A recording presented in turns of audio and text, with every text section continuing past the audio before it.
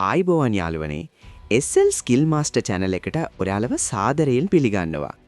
අද අපි කතා කරන්නේ හැමෝටම තියෙන ලොකුම ප්‍රශ්නයක් ගැන. කාමරයට AC එකක් ගන්නකොට ඉන්වර්ටර් එකක්ද ගන්නෙ නැත්නම් සාමාන්‍ය එකක්ද ගන්නෙ? ඇත්තටම මේ දෙකේ වෙනස මොකක්ද?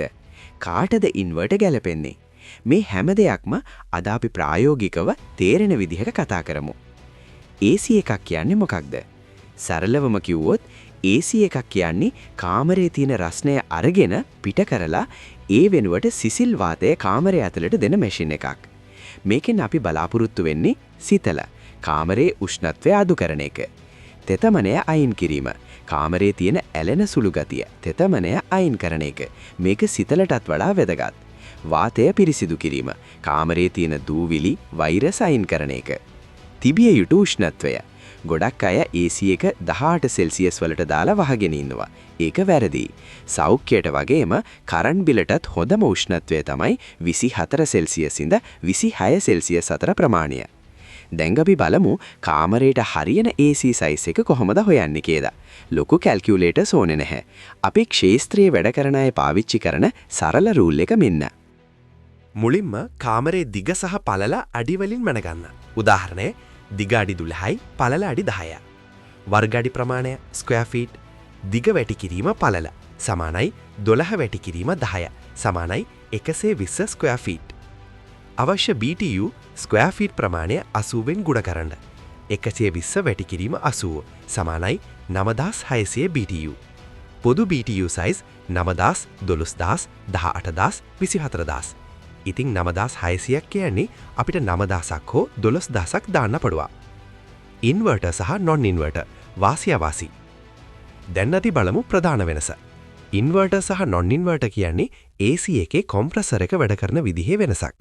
ඉන්වර්ටර් වාසි. විදුලි බිල පට්ට විදිහට ඉතිරිවීම. සාමාන්‍ය AC එකකට වඩා 30ක සිට 50ක දක්වා විදුලි බිල අඩු කරගන්න පුළුවන්. උෂ්ණත්වය එකම මට්ටමක පවතී. කාමරේ සිතල එකපාරටම වැඩි වෙන්නවත් අඩු වෙන්නවත් නැහැ. සුව පහසුව වැඩි. ශබ්දය ඉතා අඩුයි. කොම්ප්‍රෙසර් එකේ වේගය පාලනය වෙන නිසා ක්‍රියාත්මක වෙනකොට සද්දය ගොඩක් අඩුයි.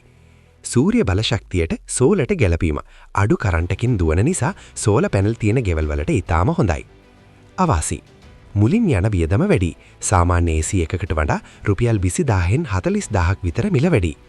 නඩත්තු වියදම වැඩි. මේකේ තියෙන PCB, circuit boards සහ sensors නිසා රිපෙයාර් එකක් ආවොත් ලොකු ගණනක් යනවා. වෝල්ටීයතා වෙනස් වීම. කරන්ට් එකේ වෝල්ටීයතාව නිතර වෙනස් වෙනවා නම් PCB එක පිච්චෙන්න තියෙන ඉඩ වැඩි. සාමාන්‍ය non inverter AC වාසි. මිල ගොඩක් අඩුයි. ඉන්වර්ටර් එකකට වඩා අඩුවෙන් මුලින් මිල දී ගන්න පුළුවන්. නඩත්තුව සහ රිපෙයාර් ලේසි. ඕනෑම ටෙක්නීෂියන් කෙනෙක්ට රිපෙයාර් කරන්න පුළුවන්. සරල තාක්ෂණයක් තියෙන්නේ. කල් පැවැත්ම ඉන්වර්ටර් වලට වඩා රළු ලෙස පාවිච්චි කරන්න පුළුවන්. ලොකු සර්කිට් බෝඩ්ස් නැති නිසා. අවාසි. විදුලි බිල වැඩි. කොම්ප්‍රෙසර් එක නිතරම on off වෙන නිසා වැඩි විදුලියක් වැය වෙනවා. සුව පහසුව අඩුයි. කාමරේ සීතල වුණාම කොම්ප්‍රෙසර් එක නවතිනවා. ආයේ රත් වුණාම තමයි වැඩ පටන් ගන්නෙ. ඒ නිසා කාමරේ රස්නේ පොඩ්ඩක් වෙනස් වෙනවා. ශබ්දය. කොම්ප්‍රෙසර් එක පටන් ගන්නකොට සහ වැඩ කරනකොට පොඩි සද්දයක් එනවා. Expert advice. ඔබට ගැලපෙන්නේ කුමක්ද? මම මේ ක්ෂේත්‍රයේ අත්දැකීම් එක්ක දෙන උපදෙස මෙන්න. ඉන්වර්ටර් එකක් ගන්නවා නම් හොඳම වර්ග එකක් ගන්න. බාලේ ඉන්වර්ටර් වල සර්කිට් එක ඉක්මනට පිච්චෙනවා. එතකොට ගන්නකොට ඉතිරි කරපු හැම සතයක්ම PCB රිප්ලේස් කරන්න යනවා. ඔන්න මගේ සරල රූල් එක. සෑම දිනකම පැය 6කට වඩා AC එක පාවිච්චි කරනවා නම් උදාහරණයක් මාස්ටර් බෙඩ්රූම්, ඔෆිස් අනිවාර්යෙන්ම ඉන්වර්ටර්. සතියකට වතාවක් හෝ දවසට පැය 1-2ක් AC එක පාවිච්චි කරනවා නම් උදාහරණයක් living room, guest room non inverter. මොකද ඉන්වර්ටර් එකක ලොකු මිලක් ගෙවන්න වෙන එක මෙතනදී ලාභ නැහැ. නඩත්තුව ගැන හිතනවා නම් non inverter එකක් දාගන්න එක හොඳයි.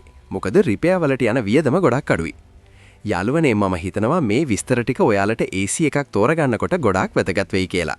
මේ සරල ගණනය කිරීම සහ ඉන්වර්ටර් versus non inverter වෙනස ඔයාලට පැහැදිලි කියලා හිතනවා.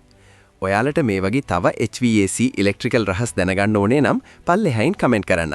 මේ වීඩියෝ එක ලයික් කරලා SL Skill Master channel එක subscribe කරන්න අමතක කරන්න එපා. අපි ඊළඟ වීඩියෝ එකකින් හමු වෙමු.